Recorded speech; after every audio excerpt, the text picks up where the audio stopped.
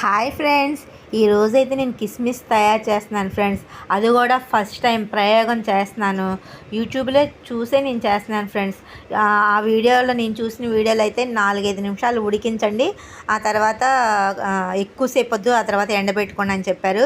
నేను కూడా అదే ఫాలో అవుదాం అనుకున్నాను, కానీ వాళ్ళు చెప్పిన విధంగా అంటే నేను వాటర్ పొంగి మరగడం స్టార్ట్ అయిన తర్వాత నుంచే 4-5 నిమిషాలు ఉంచాను ఫ్రెండ్స్.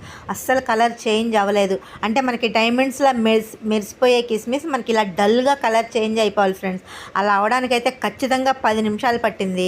కాబట్టి అది చూసినట్టు చేసామంటే కాలే ఫ్రెండ్స్. ఇప్పుడు కూడా ఎలా వస్తాయి ఏంటనేది నేను ఎండబెట్టి అవి ఎండిన తర్వాత కదా ఫ్రెండ్స్ తెలిసేది.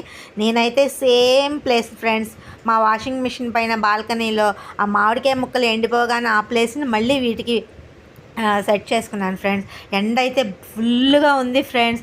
ఇవి ఎండిన తర్వాత నేను పాస్ ఫెయిల్ అని మళ్ళీ మీకు